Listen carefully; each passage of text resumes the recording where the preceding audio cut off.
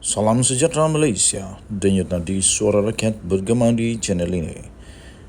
Jangan lupa tekan butang subscribe, like dan share. Malaysia kita punya, cintai Malaysiaku, kita jaga kita.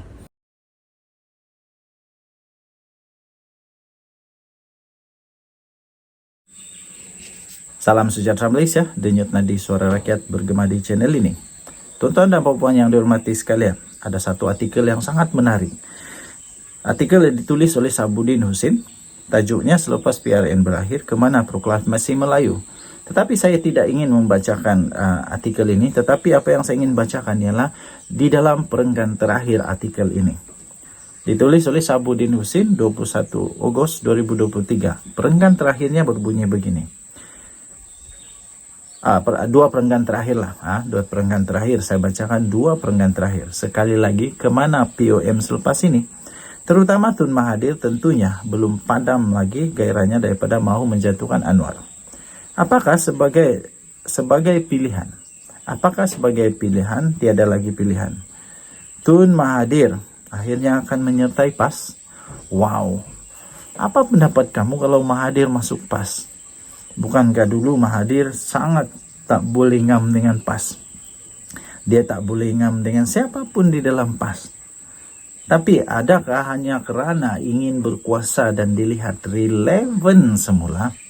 Setelah artikel yang ditulis panjang lebar ini yang menarik perhatian ini, setelah tidak ada lagi pilihan, sebab nampaknya Mahathir ada atau Mahathir tiada, PAS tetap menang besar. Mahathir membantu atau tidak dalam kempen pun tak ada juga apa-apa kesan. Malah sepanjang kempen pilihan raya negeri yang baru-baru ini berlaku ini, nama POM, Proklamasi Orang Melayu, tak pernah tersebut pun, sikit pun tak sebut.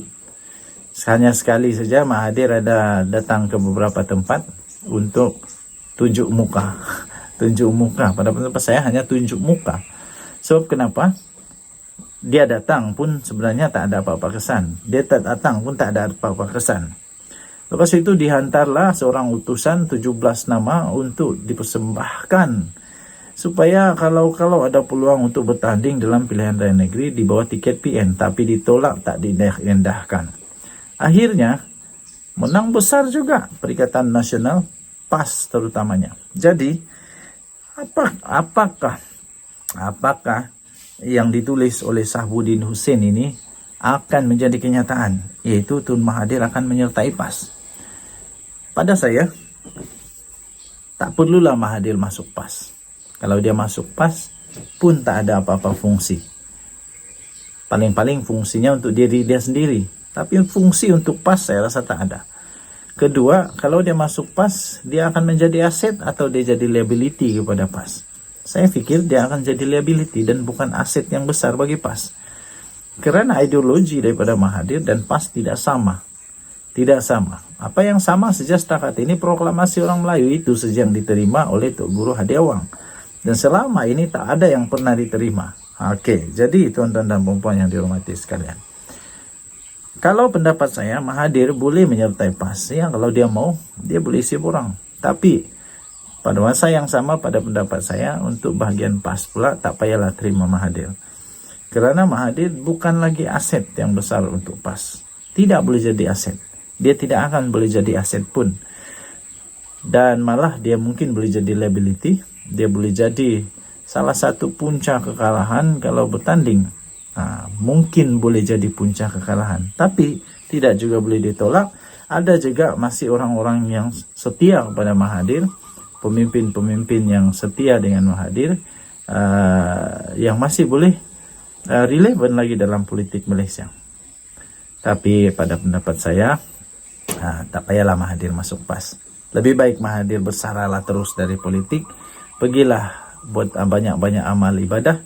Pergilah banyakkan masa berehat dengan anak-anak cucu dan anak-anak. Kerana sudah lama kerja dengan kerajaan, saya fikir tidak banyak masa bersama dengan cucu, anak-anak. Jadi inilah masanya.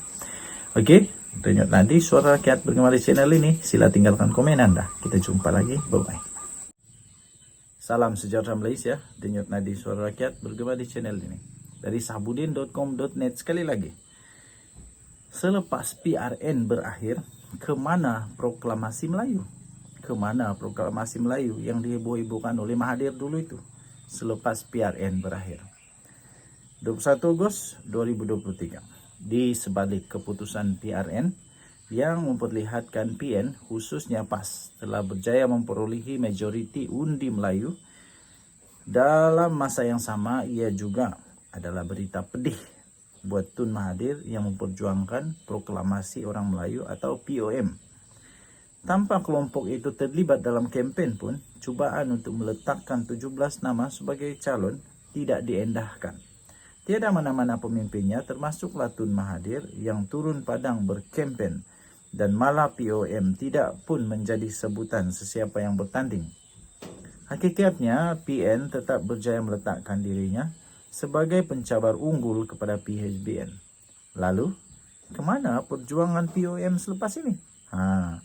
Kalau diteliti, perjuangan POM ini digerakkan hanya setelah Tun Mahathir yang sebelumnya berjuang bersama dengan Pejuang dan GTA kalah dengan parah dan teruk sekali pada PR15 yang lalu.